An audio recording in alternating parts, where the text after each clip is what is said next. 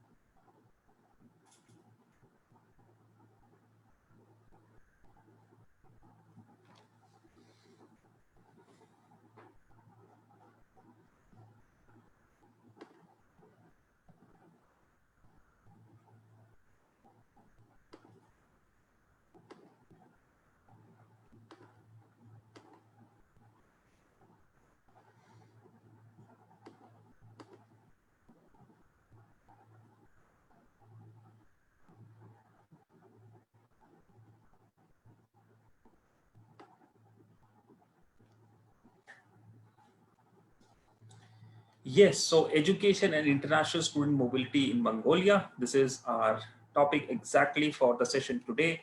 Mongolia is a very fascinating land. It's a landlocked country in East Asia. It's sandwiched between Russia in the north and China to the south.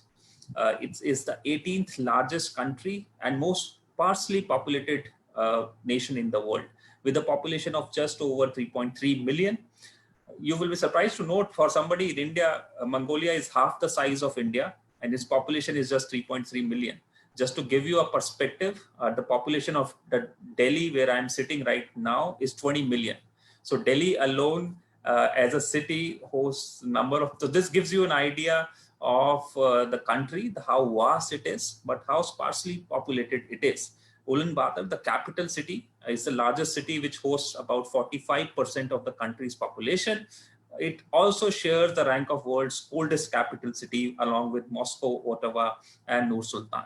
I have tasted the cold Siberian winds in UB, and I can say for a fact that for an Indian to survive in UB, you need extra coating of sweaters and woolens. But yeah, so the jokes apart, I love this country. Mongolia at one point of time, most of you will be aware of the great King Genghis Khan, who if you do even a simple Google search, you'll find out the extent of the Mongolian Empire under the Mongols. It was almost till the borders of India, across Europe, Russia, and modern day Iraq. So Mongols are as a nation has a rich history and heritage.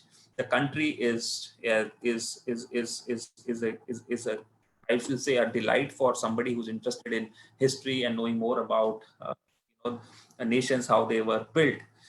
Is an economy, the modern day Mongolia, over the past 25 years, Mongolia has transformed into a vibrant democracy, tripling its GDP per capita since 1991, increasing school enrollments and dramatic decline in maternal and child mortality. I think one of the major events of our times has been the fall of Soviet Union and post 1990 evolution of more open economies in the world. So post 1990, we see a new Mongolia that was born and a new democratic system that came into the country. It has a vast agriculture, livestock, and mineral resources. You talk about economy. One of the things that comes up first in Mongolia, and that is what I found in my research, is its rich mining resources. It is an increasingly educated population. Mongolia's development prospects look promising in the long term. However, like all of us in the world today, in 2020, Mongolia's economy is likely to slow, mainly due to the adverse impacts of COVID-19.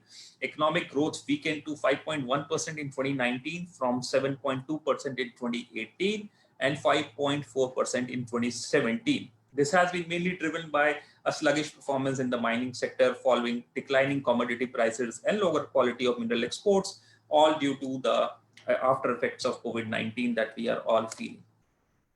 With regards to some statistics, the GDP of the country currently stands for 2018 figure stand as 1300 plus crores. The life expectancy has been growing consistently, which stands at about 69.51 years. As I mentioned, population of about 3 billion plus.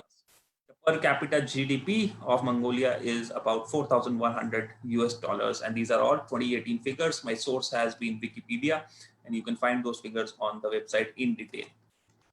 Mongolia's Human Development Index, and these are again UNDP report, have all been growing fabulously since 1990. If you see the life expectancy, it came up from 60 to 69.7 today. The expected years of schooling from 10 years in 1990 to 14.2 years today. The mean years of schooling and the GNI per capita has also been growing consistently, and also has been the Human Development Index, which is measured by the UN Development Organization, UNDP, every year. So it currently stands at 0.735.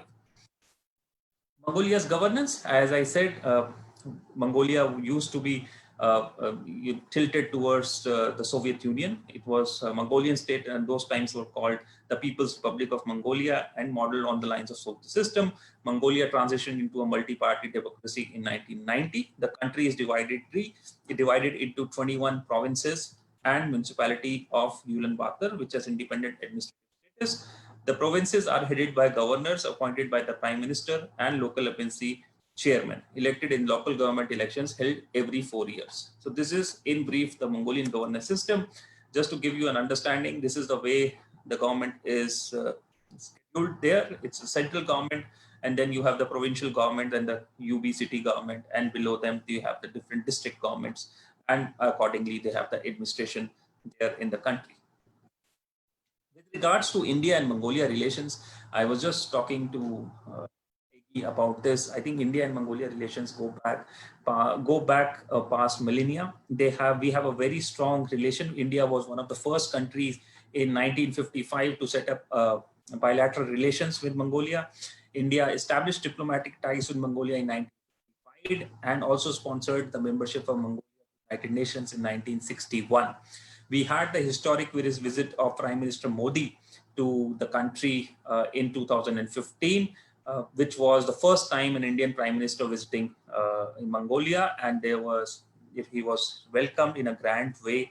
There was a lot of bilateral relationships and MOUs that were signed right across from IT to education to healthcare and to different aspects of the economy. We have a very strong relation with Mongolia. As somebody who has visited the country and met the Indian diplomatic staff in UB, I know for a fact that India looks towards Mongolia as a very close friend.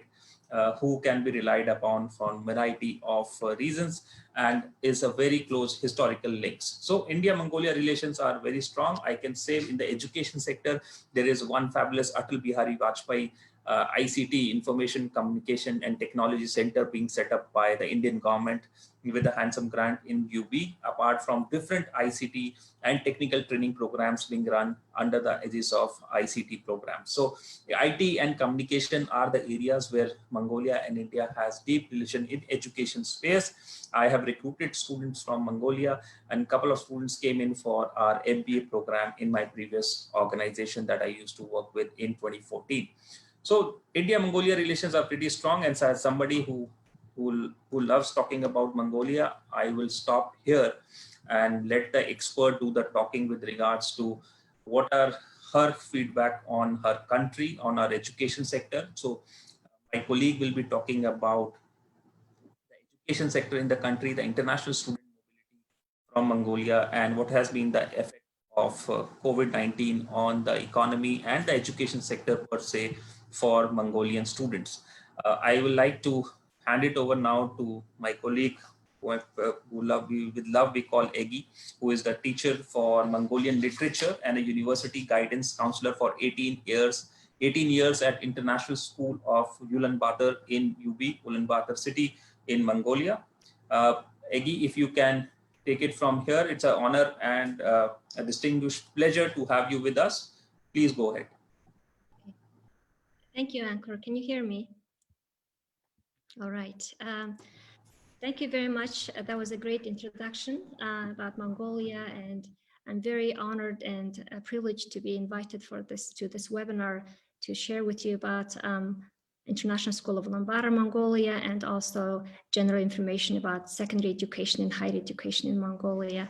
So if I may share, if you give me a second, share my screen.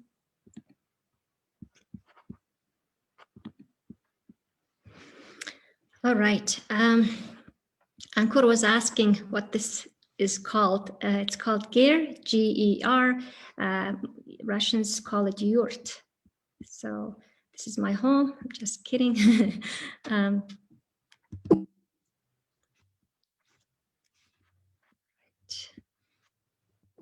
Sorry.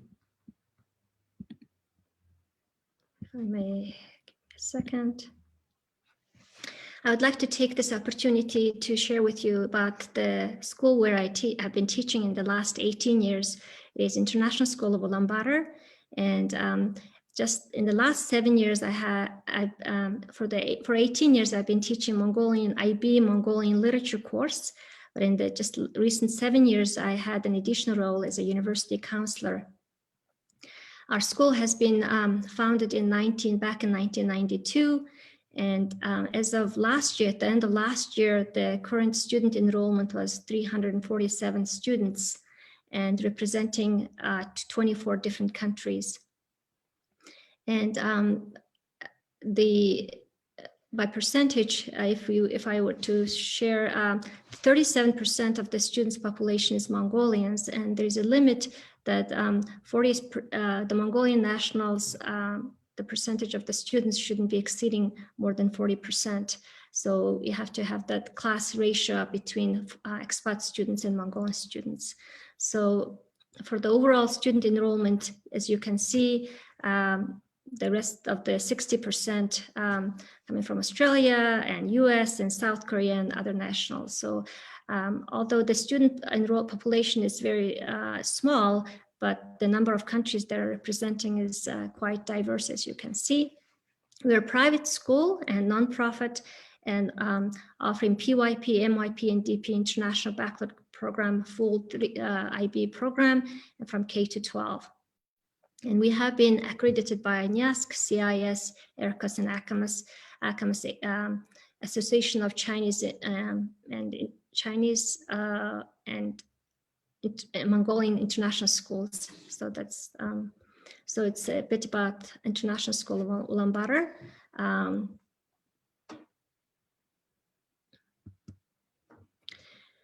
So if you have any questions more specifically about the school where I teach, please ask the questions at the end of the presentation. And I would like to share some general information about education and sector in Mongolia.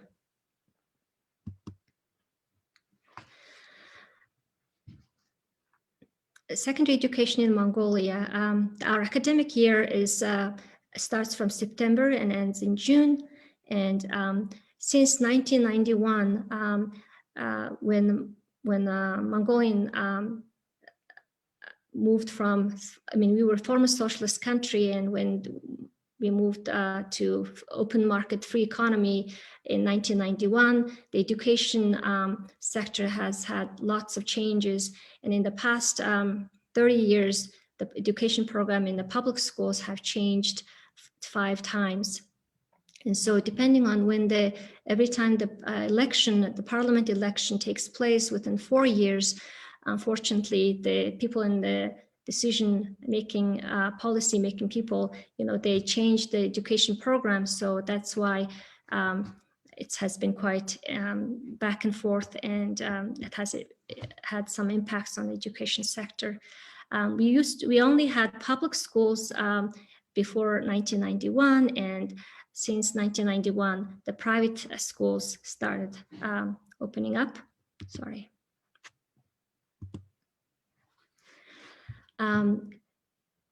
For the private schools, there are a number of schools that offer different international curriculum and program. As 3 years ago, International School of Ulaanbaatar was the only school offering international baccalaureate program, and now we have another school, English School of Mongolia. So there are other schools are starting to offering IB programs, and but also another international program, the school offers the AP program, and I believe the American School of Ulaanbaatar and Hobby School and Sun School have been offering a number of AP courses at their school. Mongolian government started piloting some schools and started opening new schools to see that whether the Cambridge IGCSE program will be, how it will be integrated into Mongolian school curriculum. So these 3 schools, Mongol Inspiration and New Beginning and New Era schools, have been teaching IGCSE program in the last few years. And so there are more other private schools, but in total, sorry, I've made a mistake here. There are 820 schools throughout Mongolia, secondary schools in Mongolia. As I said, between 1991 up until 2017, the data I have here, the number of both private schools and in the secondary education and also in the higher education have increased so much, as you can see. We used to have only 14 schools, and now there are 95 universities and colleges in Mongolia. And the public ones are only 17, and 78 more private schools have been opened up since 1991. And as you can see, also the students' number have increased from 20,000 to 150,000. The first modern university in Mongolia, the Mongolian National University of Mongolia, has been established in 1942, and a medical university and agricultural university and Mongolian University of Science and Technology, University of Humanities. These are the main public universities that have been founded in early, and now more and more schools have opened up.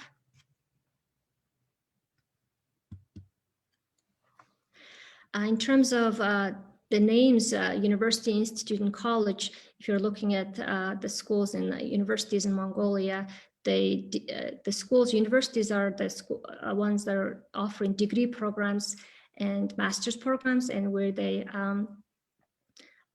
master institutes are offering master degrees. And colleges are the ones that have college names will be mostly vocationally oriented bachelor's degree and non-degree program. And students, when they finish grade 9, they have a choice whether they want to continue their high school program or whether they go to a vocational school to to earn to become a plumber, to become electrician, to become a hairdresser. Those kind of programs students will be going to the vocational school after grade 9, but majority of the students will choose to continue the 12-year of high school and pursue higher education. The popular majors in Mongolia graduating from these schools, in the last 10 years, business, law, and engineering, education, medical science. The schools I've listed before, these schools, students will have to know what they want to major before they enroll into the university. And we don't have, as of now, any universities that are offering liberal art programs like in the Western countries. They have to know what they want to major when they enter the university.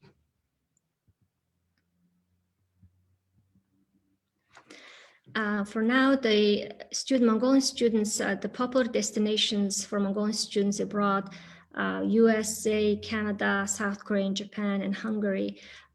These are the popular destinations. And if I were to list the different factors why they're choosing these countries, is that the amount of scholarships of the universities they offer for Mongolian students, and government funding. We have a list of based on every year's the ranking, Mongolian government will give full funding for the students who have been accepted by the top 10 or top 20 schools in the world. And so the students will, that's how they get the fund from the government. So students will aim to be accepted by these universities. And another factor that students would be looking into the schools abroad is that if the schools offer scholarship in the foundation year, or even the language course, if the scholarship is included in the language course. And they will be also looking for, when they choose schools to apply, they will be looking for job opportunities if they can do a job, will be working while they're studying at those universities. And also if the schools will be offering educational loan for Mongolian students. These are the factors that Mongolian students are looking for. And but when most of the high school students will choose to go to Mongolian universities due to the low income and the high tuition of schools abroad. And speaking of tuition, the universities in Mongolia, the tuition will, if it's by US dollars, between $2,000 to $2,500 for a year. As I was talking with Ankur, I'm very grateful that as of today, there are, in terms of number of COVID-19 cases, there are only 313, and these cases have been people who have come in a charter flight coming from different countries, and 307 of them have been recovered, and thankfully there is no deaths. So we are quite grateful for that. And because Mongolian school, we closed all schools starting January 27th last year. And while ISU, we continued our school, and while we worked from school, we came to school and worked, and while the students were attending classes online, and we remained closed until the end of the school year last year. And for the public schools, all lessons were taught via different TV channels, and depending on the school and the teacher, and they have tried all their different ways to continue teaching their classes online using Zoom and Google Classroom and Google Meet and all kinds of digital platforms. And we're so grateful that all schools reopened on September 1st in person. And it's been great to see the students back in school. And yes, all public schools and private schools, we are all open.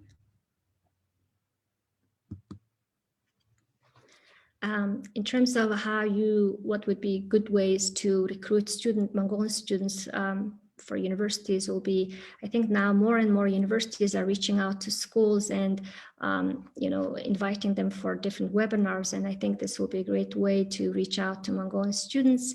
And if you have one or two Mongolian students at your universities, having them be enrolled as student ambassadors and reaching out to Mongolian students in Mongolia. A lot of universities, when they come to visit us, they bring their Mongolian students at their university, and I think it makes a great connection for Mongolian students connecting with students at your universities.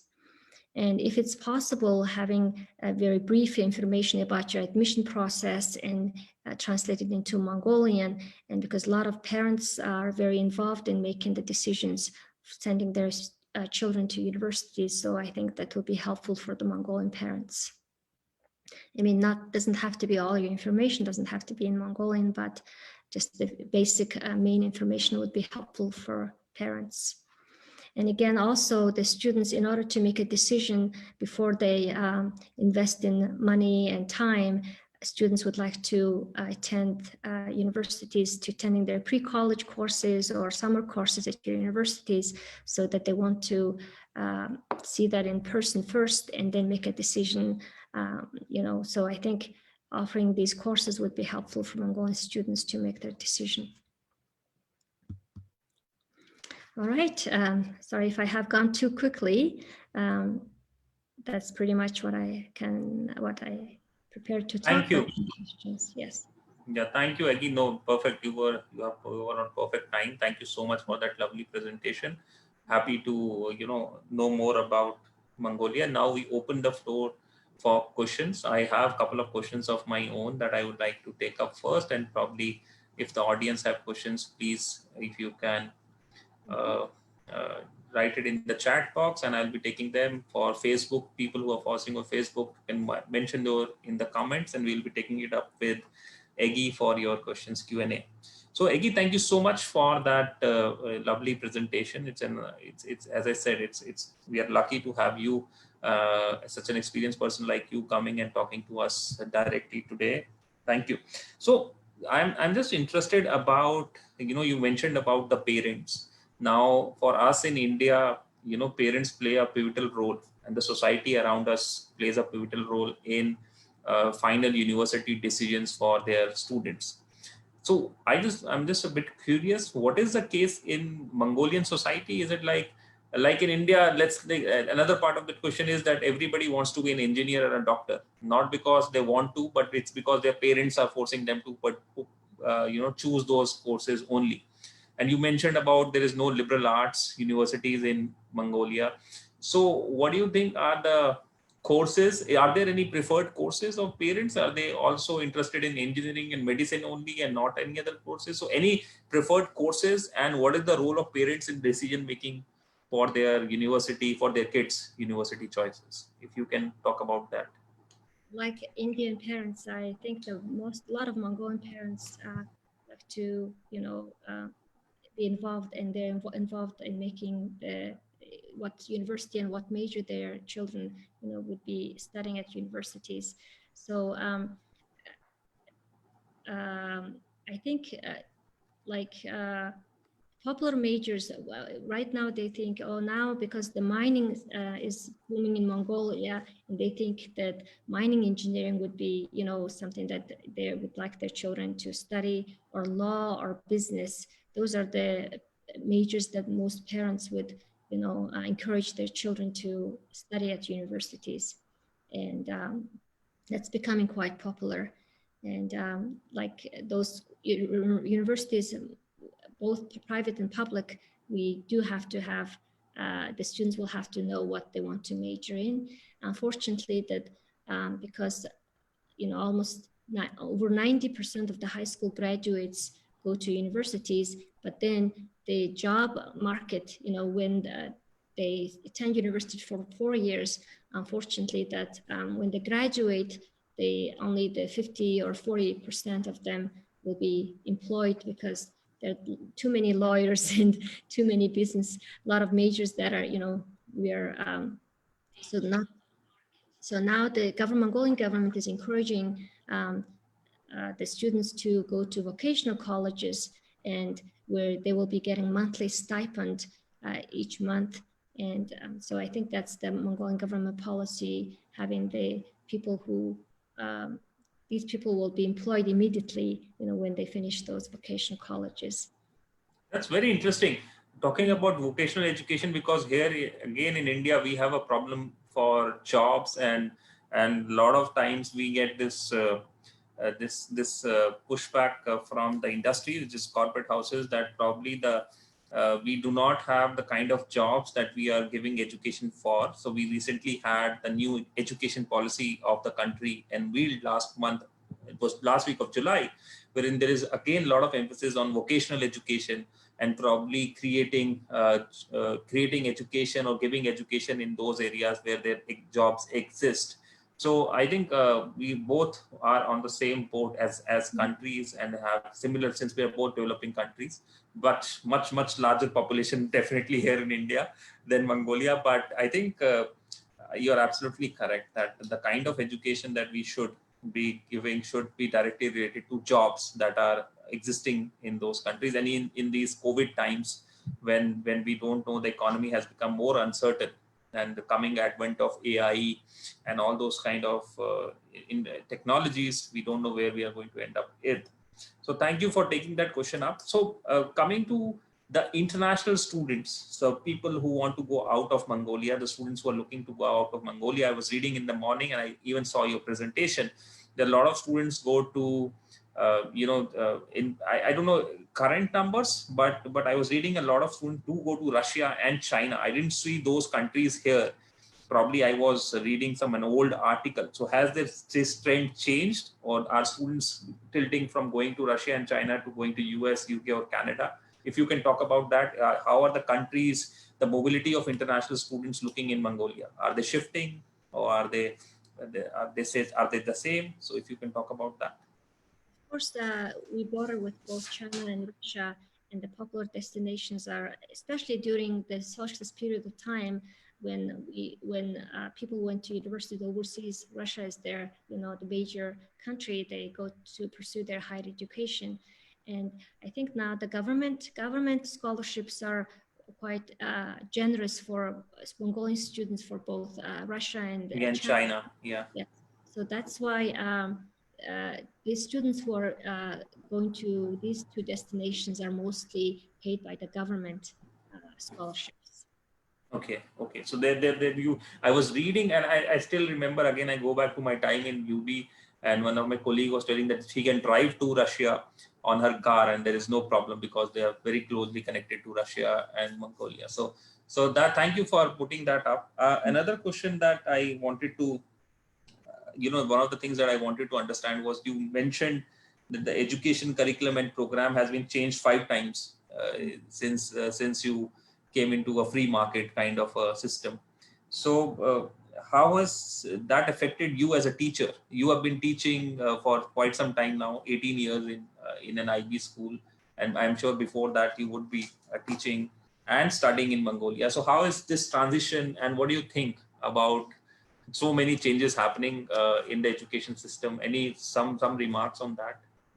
Being a teacher at the international school teaching IB programs, it hasn't really impacted me as a teacher, because it's been 18 years since I started working at the school, but it has impacted definitely the public schools in Mongolia, because these changes, because up until 1991, we have been following the Russian former Soviet Union style of teaching, but of course, since 1991, I think the government, the education policy had been changing because they have been trying to integrate and make some changes in the secondary education curriculum and the program to make it better.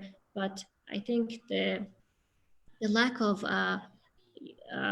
like training the teachers for different programs, and also the persistent and continuous of these different programs, I think have been hasn't been going well. So that's why the programs, they have been experimenting in different programs and haven't been really sticking with one program. One example is that like 10 years ago, they have decided to, I'm a Mongolian language teacher, and I actually majored in old Mongolian script. They have decided that Mongolian should go back to our old Mongolian script from Cyrillic writing, and they have started teaching Old Mongolian script starting in grade 1 in the secondary school. And that has continued to 5 to 6 years, and they decided to change back to teaching Cyrillic. So similar example like this, the decision-making people will making decisions based on not very well, research based changes. So then that's why there have been a lot of changes happening in the secondary school curriculum. Thank you so much, Egi, for taking that question up. Another question that has come up, I think on my Facebook Messenger is, if we as a university, I know you mentioned this, but if you can probably repeat this, how can we reach out to students in Mongolia? And another part of that question is, what are the Mongolian students looking for in a university when they are looking to, select a university for their higher education? May I share my screen again? Yeah, if you can do that. Yes. Going back to my previous slide. Sorry.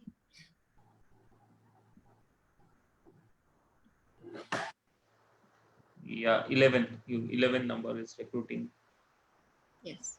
The different things that students are looking for, again, there will be when we have university fairs in Mongolia, the most common questions that Mongolian students would ask from the universities are, do you provide scholarship? That's the main question.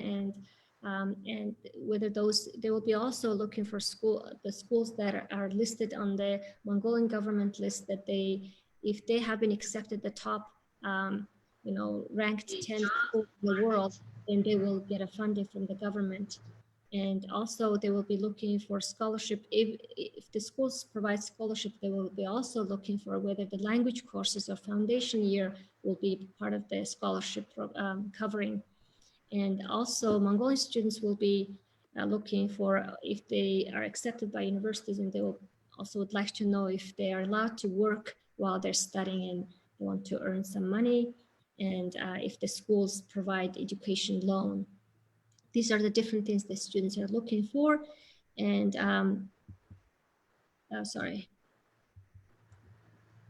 again, the popular destinations are these countries. The majors, I think more and more students are becoming now interested in computer science and IT and engineering when they look for schools in overseas. I don't know if I have answered your question. Yeah, thank you so much, Egi. What about India as a country? What is the perception of India? Let me ask this also, because I went there once. I know a lot of students, you were mentioning that at the start of the webinar, come to India for religious studies, for Buddhist studies. But what is, if you can just briefly talk about perception of India in the Mongolian student community, and if there is a potential for Indian universities to come and recruit in Mongolia. I think there's a great potential for Indian universities to come to Mongolia and reach out to Mongolian students. I think Mongolian people have that idea that if, universities in India are good for students who are looking into medicine, to study medicine and computer science. And I think that's their one thing that they know about the Indian universities. And I think there's a great potential compared to Western countries' university tuition. I think they also are looking into more other destinations that have low tuition and closer, I think. Closer to home. I think culturally also they find some similarities between India and Mongolia because of those traditional links. So I think that's about it. That's the questions that I had and my audience had for you. So it was a pleasure to host you. Thank you so much for preparing this presentation for us and being with us on a weekend, on a Saturday. I know you told me about your duties of exams and SAT exams, and you were very busy. So me and my audience say a very warm gratitude to you for taking those 45 minutes out from your busy schedule and joining us here today. It was an honor. Thank you so much, audience. On behalf of OP Jindal Global University, I would like to say extreme gratitude to you also for joining us and supporting us throughout the last 4 to 5 months. I'm happy to note that Mongolia is now out of COVID and the schools have resumed from September 1. And thankfully, there was that the situation is under control, and hopefully in India and other parts of the world that we are joining in from, I pray to God that we have a similar positive effect of coming out of COVID-19 as soon as possible, and we can resume our lives and schools and universities as soon as possible. Thank you. Stay safe and stay well, everyone. Bye-bye. Take care.